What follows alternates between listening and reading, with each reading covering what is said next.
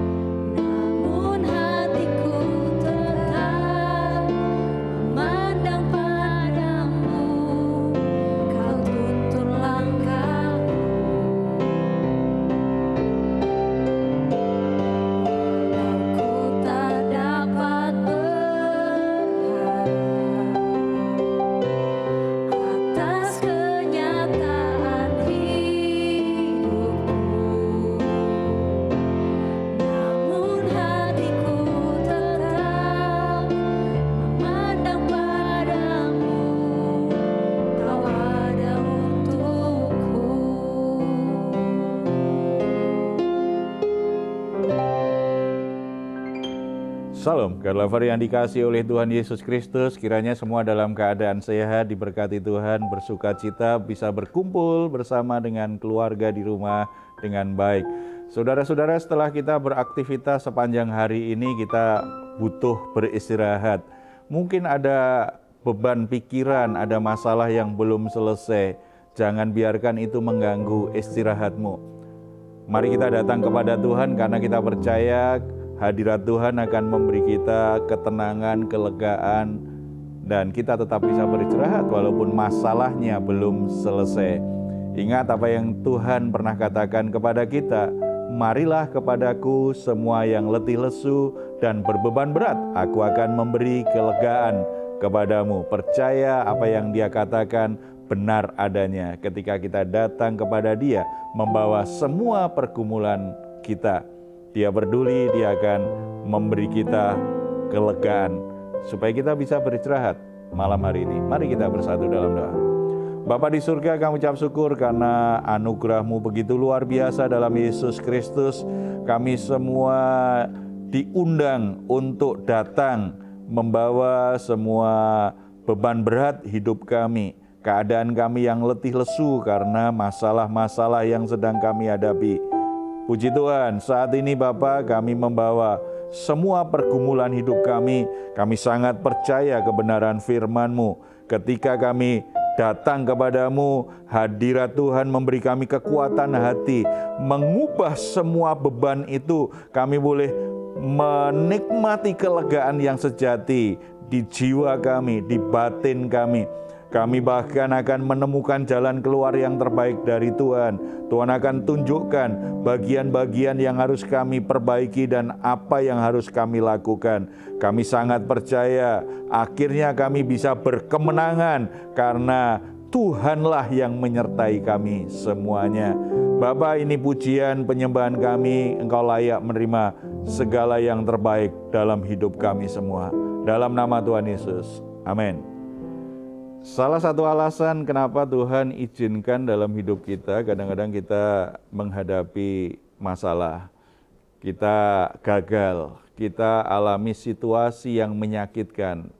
Salah satu alasannya adalah Tuhan ingin mengajar kita supaya kita bisa semakin mengenal Dia, mengenal jalan-jalannya, dan merubah karakter kita yang sedang bermasalah. Saudara-saudara, sayangnya banyak orang gagal melewati proses ujian yang seperti ini. Bahkan ada orang yang sebenarnya tahu dia salah, problemnya di dia, sehingga dia mengalami masalah. Dia tetap bertahan, tidak mengakuinya, dia tetap berjalan di jalannya sendiri. Ini yang disebut dengan keras hati, yang disebut dengan kedegilan hati. Nah, kita akan sharing tentang hal ini. Tapi sebelum kita lihat contoh di Alkitab, kita lihat dulu contoh sehari-hari kita. Pernah tidak ada orang yang seperti ini nih? Udah gagal terus tetapi ngejelnya minta ampun. Tetap aja keras hati, tetap aja nggak mau bertobat. Ada yang pernah ketemu orang seperti ini nggak? Iya Pak, saya dan suami Pak pernah melayani seseorang gitu ya. Orang ini mengalami keterpurukan yang amat sangat dalam usahanya. Dan berkali-kali kita kasih nasihat, kita kasih motivasi, kita kasih dorongan kembali supaya dia boleh bangkit gitu ya. Dia merasa gagal karena usaha yang dia rintis itu dia percaya akan berhasil. Dia sudah meminjam uang di bank dan akhirnya dia punya hutang yang sangat-sangat besar sehingga tidak mampu untuk membayar kreditnya. Usahanya sudah gagal dan tidak mampu bayar utang di bank, dan kita sampaikan ke dia, ya udah datang minta ampun kepada Tuhan, bertobat gitu ya, bahwa mungkin sudah salah mengambil keputusan gitu ya. Dan kita layani dia berulang kali. Tetapi dia masih merasa bahwa dia pasti mampu bangkit dari usahanya itu. Tapi udah sampai tahun ini belum juga ada hasil Pak. Malah dia pergi ke sana dan kemari, kita juga tahu gitu ya, minta nasihat ini dan itu. Tapi satu hal yang kami tanamkan sebenarnya ya bertobat. Datang pada Tuhan, akui segala kegagalan, kesalahan itu pasti Tuhan pulihkan. Ya, tapi sampai sekarang kami masih belum melihat itu Pak. Jadi doakan saja, karena bertobat keputusan pribadi ya. Situasi seperti ini kan sering terjadi ya. Sebab mestinya namanya gagal, itu kalau gagal ya dievaluasi gitu saja kan.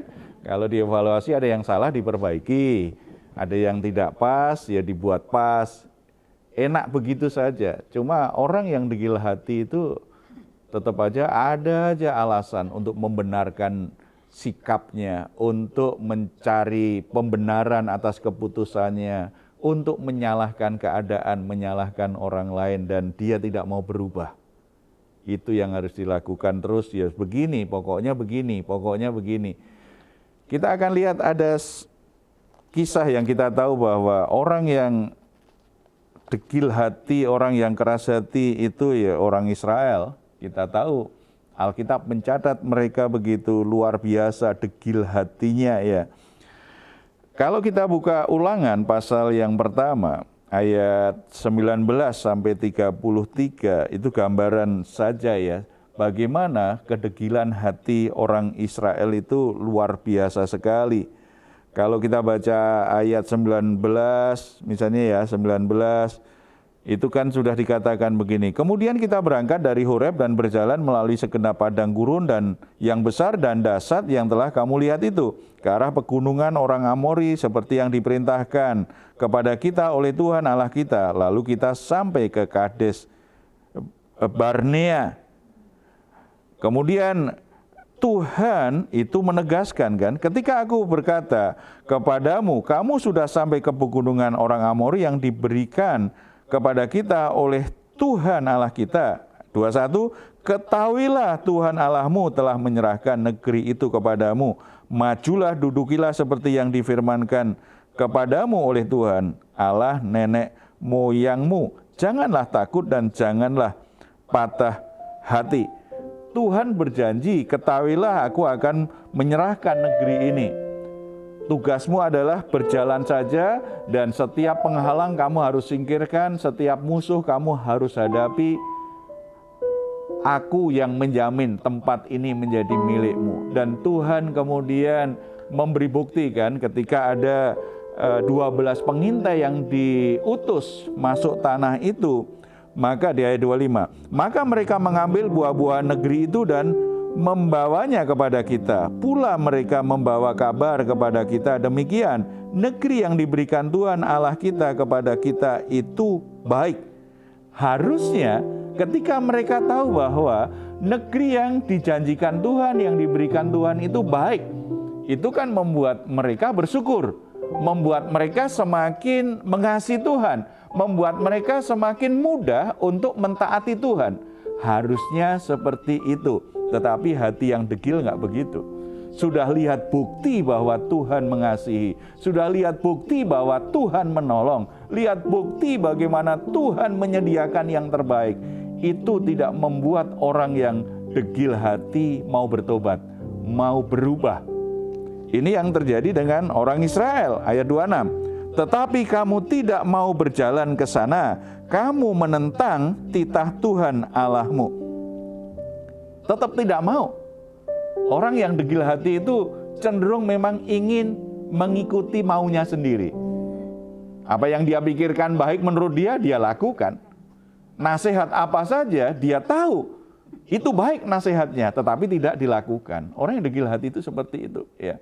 Jadi udah diomongin apa saja itu sampai yang ngomong itu bosen. Kita semua pasti kalau ketemu dengan orang yang degil hati kadang-kadang udah bosen tuh. Udah diomongin apa saja dengan segala macam cara, dengan kata-kata pendek nggak mempan, kata-kata panjang nggak mempan, dengan lembut hati nggak mempan, dengan marah nggak mempan, dengan apa saja tetap aja begitu. Ya, ini yang namanya ngeyelisme. Jadi pokoknya begini. Ini. Oh iya, itu pun juga tidak mengubah dia ini. Kalau kita pelajari Alkitab, masalah apa sih yang tidak pernah dialami orang Israel? Ketika mereka melawan Tuhan, mereka menentang ketetapan Tuhan, Tuhan izinkan musuh menyerang mereka. Kemudian mereka kalah, mereka menderita. Mereka berseru kepada Tuhan, Tuhan tolong. Nggak berapa lama, itu diulang lagi. Itu yang degil hati itu seperti itu loh. Jadi benar-benar ini yang kadang-kadang buat orang tua capek itu ngurus anak. Gitu ya. Itu juga yang membuat orang-orang melayani kadang-kadang putus asa ini dengan orang yang dilayani. Jadi saudara-saudara kadang-kadang saya itu kasihan ya dengan hamba-hamba Tuhan gitu. Mereka nggak boleh marah, nggak boleh kecewa. Padahal jemaat yang dilayani memang sangat mengecewakan. Tetapi tidak boleh kecewa mereka. Sebagai manusia bisa kecewa. Memang kalau orang dekat dengan Tuhan lebih dewasa dari Tuhan, dia bisa cepat mengatasi perasaan kecewanya itu dengan lebih cepat. Iya. Tetapi apakah mereka nggak bisa kecewa? Sangat bisa sebagai manusia. Sangat bisa sekali. Orang tua juga begitu ya. Ada banyak orang yang kadang-kadang sudah terserahlah anakku mau ngapain aja biarin lah, udah capek aku udah nggak sanggup lagi. Kadang-kadang ada orang tua yang seperti ini. Karena apa? Anak yang tipe degil hati. Jemaat yang degil hati bisa membuat capek hamba Tuhan. Demikian juga anak bisa buat capek orang tua. Termasuk di pekerjaan juga begitu. Kalau kita memimpin sebuah pekerjaan atau usaha, anak buah itu, pekerja itu juga begitu degil hati. Capek ini punya anak buah. Cuma kalau di dunia kerja pecat saja. Nah kalau itu anak kan nggak mungkin dipecat anaknya. Demikian juga kalau itu jemaat nggak mungkin dipecat. Itu yang membuat kadang-kadang tekanan tersendiri. Makanya belajar dari Musa. Musa itu orang yang paling lembut hati. Bisa bertahan menghadapi orang yang degil hati sekian lama loh, 40 tahun loh. Bisa bertahan itu luar biasa. Cuma sekali ketidaksabarannya, tetapi itu ternyata itu pun dianggap serius oleh Tuhan tuh. Musa nggak boleh masuk tanah perjanjian. Lembut hati, orang yang begitu lembut hati bisa gagal. Dari sini kita bisa mengerti betapa panjang sabarnya Tuhan yang mengasihi kita itu. Luar biasa panjang sabarnya. Saya suka bilang begini ke orang-orang yang umurnya ditambahkan Tuhan. Saya suka bilang yang ulang tahun. Kadang-kadang kan Tuhan tambahkan umurku supaya aku umur panjang. Lalu ada yang umurnya panjang, ini benar-benar dikasih Tuhan. Saya suka bantah, enggak selalu orang yang panjang umur itu orang yang diberkati Tuhan. Tetapi mungkin itu karena Tuhan masih panjang sabar kepada dia. Masih diberi kesempatan supaya bertobat sebelum meninggal. Tuhan izinkan, sudah ditunggu Tuhan 10 tahun, nggak bertobat. Ditunggu lagi, nggak bertobat. Sampai hampir 100 tahun belum bertobat juga.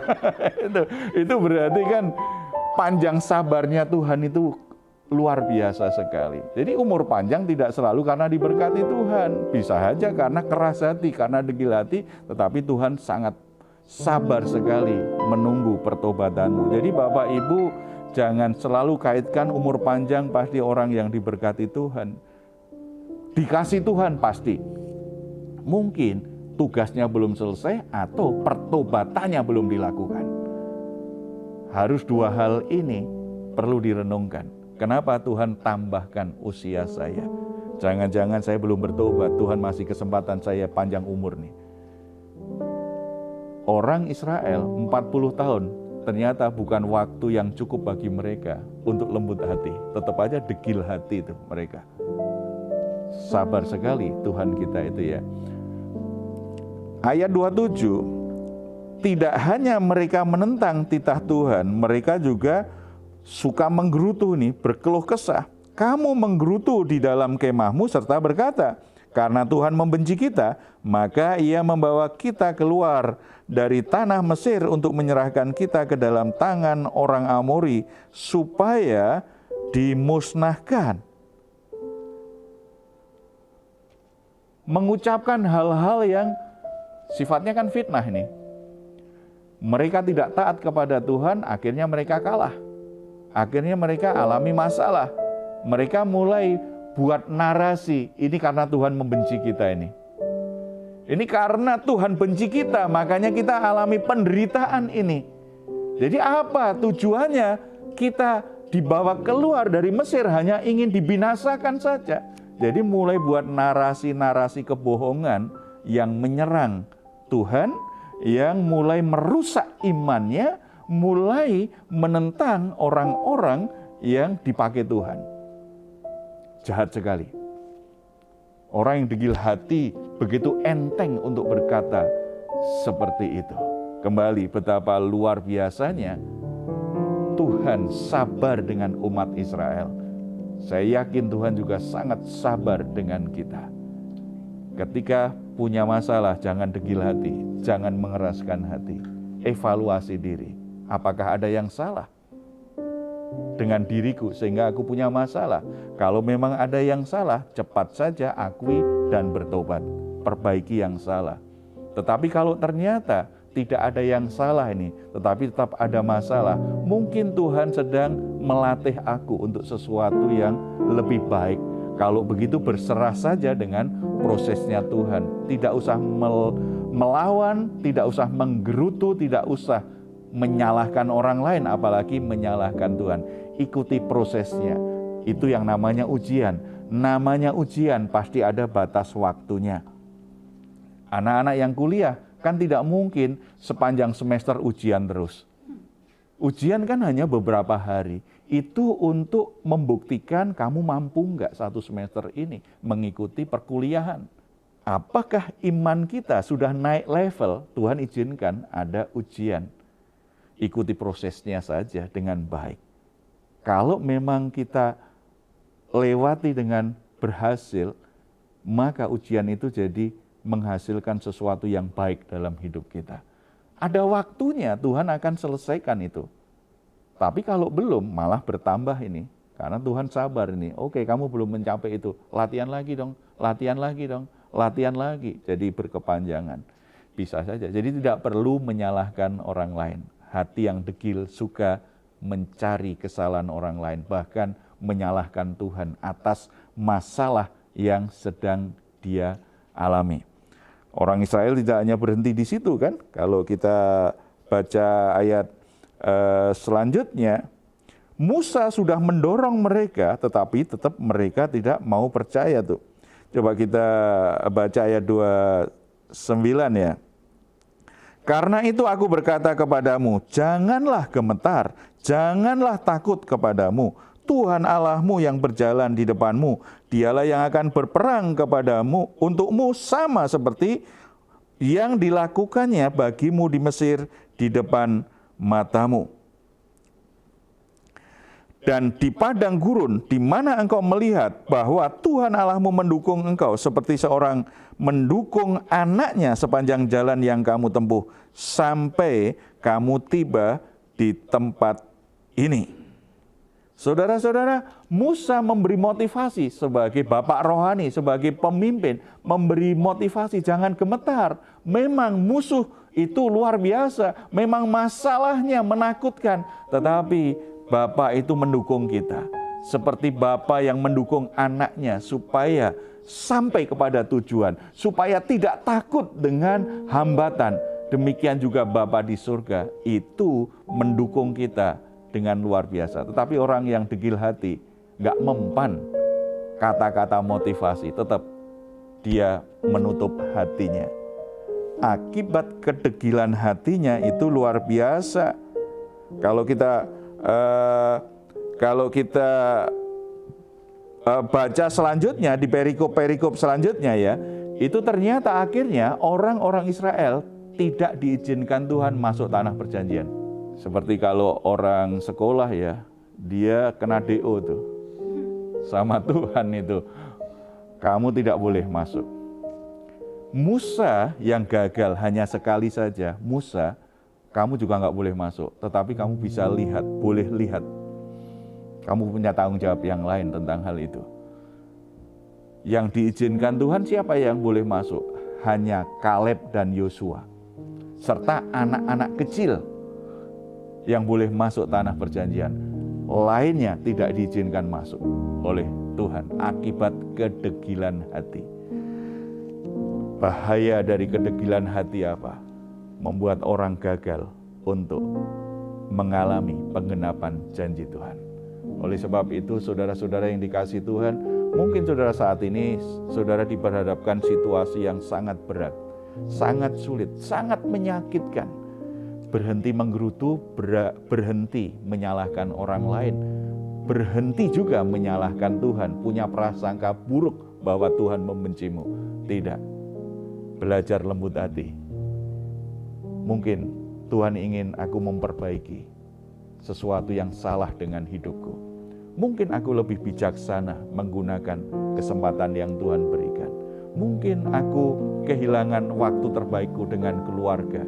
Kenapa semuanya jadi seperti ini? Atau mungkin aku selama ini juga mengabaikan pentingnya untuk beribadah, pentingnya untuk membangun hubungan pribadi dengan Tuhan. Aku mengabaikan firman Tuhan.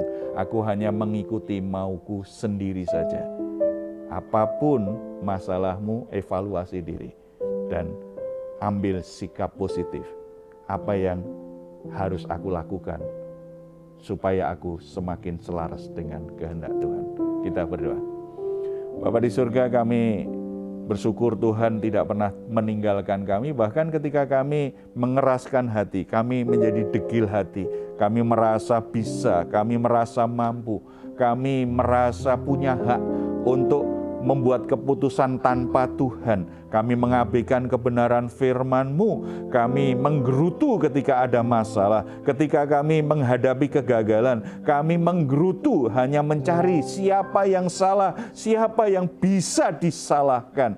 Kami tidak berani untuk jujur bahwa orang yang paling bersalah dalam masalah kami adalah diri kami sendiri. Kami harus bertobat, kami harus memperbaiki diri, kami harus mau diubah oleh Tuhan. Kami harus semakin selaras dengan kehendak Tuhan. Roh Kudus jamah hati kami, lembutkan hati kami semua. Dan dengan jujur, dengan rendah hati, kami mengaku dosa di hadapan-Mu Tuhan. Atas setiap masalah-masalah yang terjadi, karena kesalahan kami sendiri. Kami harus ambil tanggung jawabnya. Kami harus menjaga hati kami tetap murni di hadapan-Mu, tetap kudus di hadapan-Mu. Bapa, berikan kami hikmat yang kami butuhkan, supaya kami bisa mengerti bagaimana memperbaiki kesalahan-kesalahan yang pernah kami lakukan. Beri kami kesempatan Bapa untuk memperbaiki kesalahan-kesalahan tersebut, Dan kami mohon belas kasihan-Mu, supaya kami bisa bangkit dari keterpurukan kami, supaya kami bisa bangkit dari kegagalan kami. Roh Kudus membimbing setiap saudara-saudara yang sedang dalam kegagalan seperti ini. Pikiran, hati, dan tindakannya biarlah itu selaras dengan kehendak-Mu Bapa. Kami sangat percaya orang-orang yang ambil sikap yang benar terhadap masalahnya, Tuhan akan tolong, Tuhan akan berkati, Tuhan akan ubah situasi yang buruk itu menjadi sebuah kesempatan yang mendatangkan kebaikan dalam hidup mereka. Dalam nama Tuhan Yesus kami berdoa. Amin. Saudara-saudara, jangan pernah menyerah dengan keadaan apapun, tetapi juga jangan mengeraskan hati, jangan degil hati, tapi belajar lembut hati. Memperbaiki diri, apa yang salah, saudara harus jujur, perbaiki diri, ikuti apa yang Tuhan sudah nyatakan kepadamu. Kalau saudara membutuhkan dukungan doa atas pergumulan-pergumulan yang saudara hadapi, silakan menuliskannya di nomor telepon yang tertera di layar saudara. Tim doa kami akan mendukung saudara dalam doa. Selalu ada jalan di dalam Tuhan.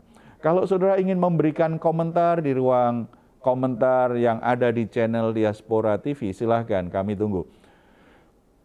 Mazmur 4 ayat 8 sampai 9. Engkau telah memberikan sukacita kepadaku lebih banyak daripada mereka ketika mereka kelimpahan gandum dan anggur. Dengan tentram aku mau membaringkan diri lalu segera tidur, sebab hanya Engkaulah ya Tuhan yang membiarkan aku diam dengan aman. Puji Tuhan, selamat malam, selamat beristirahat. Tuhan Yesus memberkati kita semuanya. Salam.